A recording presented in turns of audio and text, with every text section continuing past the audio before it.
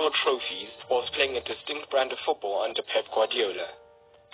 But although the broad principles were the same in all 4 seasons, there were distinct tweaks from season to season as Guardiola tactically evolved. In this video we'll assess some of the changes. A quick note, in this video we won't cover the 2010-11 season, as we have a dedicated video on them linked in the top right corner now. We'll start by a side-by-side comparison of his sides in his first 2 seasons. When Pep Guardiola took charge in 2008, Barcelona won the La Liga, the Copa del Rey, and the Champions League, with the predominant formation being a 4-3-3 and the personnel largely looked like this. In his second season, the trophies continued to pour in, with La Liga, the Supercopa de España, the UEFA Super Cup, and the Club World Cup being added to their ranks, whilst also using a 4-3-3 with the following personnel.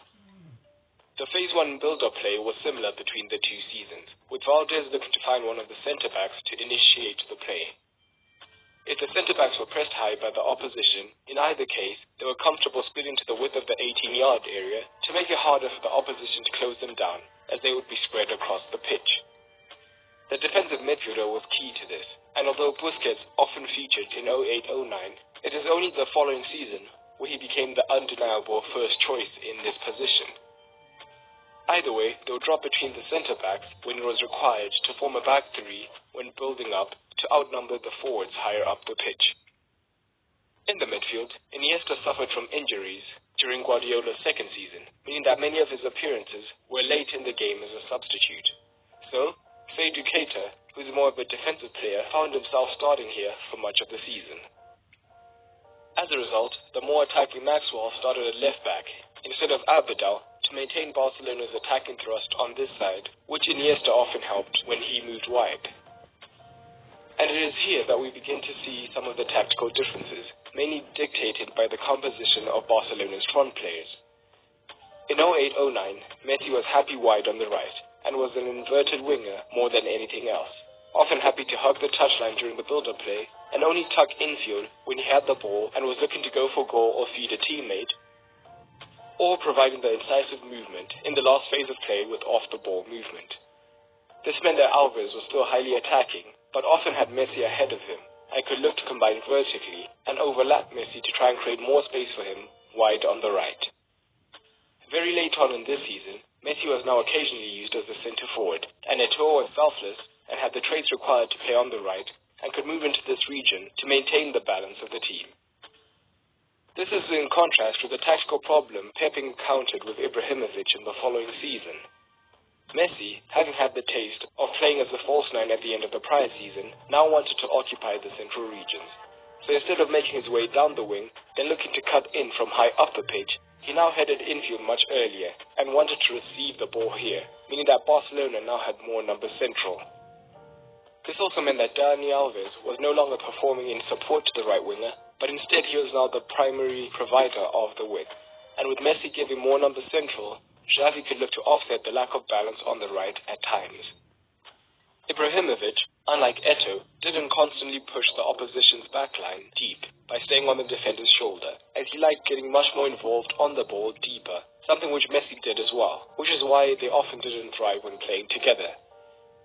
As a result, by the end of the season, Messi started more often as the false 9, and Ibrahimovic found himself out of favour, and Pedro moved to the right, and Henry was reintroduced on the left-hand side. This means that in 2008-09, the left winger and the centre-forward constantly attacked the box relentlessly, but in 2009-10, that threat was slightly different, with the wingers making runs ahead of Messi now. And now to Pep's final season, where we saw the biggest evolution in his tactics, with a sustained change in formation. In this season, Barcelona won the Copa del Rey, the Super Cup, the Supercopa de España, and the Club World Cup. He shifted from the 4-3-3 to a more Cruyffian 3-4-3 diamond, which he had played in during his career, using the following personnel.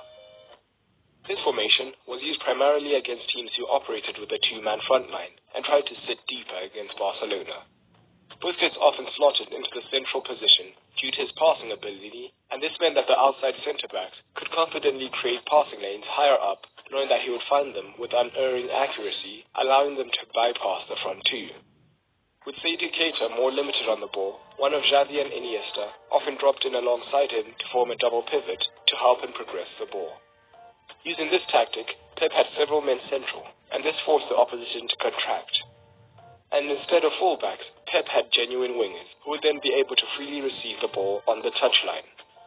In addition, knowing that they had four central midfielders meant that the wide central midfielders were keen to move into the half spaces in support when the balls did go wide, in order to generate more attacking options. But the main reason this system was used was the presence of Cesc Fabregas. Pep liked Fabregas's instinctive attacking ability while still being able to retain possession, and he and Messi formed a good partnership. When Messi stayed high, Fabregas could drop into midfield to provide them with an extra passing option, and when Messi instead dropped deep, they could perform the opposite roles. In many ways, Fabregas unlocked Messi, giving him even more freedom to move and create angles wherever he wanted, knowing that Fabregas was always there to balance his movement as the perfect foil. This led to Messi's highest ever La Liga return, with 50 goals in the league alone, although the wingers, really hugging the touchline, saw their goal output suffer as well. Guardiola's spell at Barcelona combined the peak of an academy, good transfers, and a great manager willing to adapt tactically. Which of these 3 seasons was Barcelona's best though? If you enjoyed the video, a like would be great, and hit subscribe to see more content. But that's all for today, and remember, keep it simple.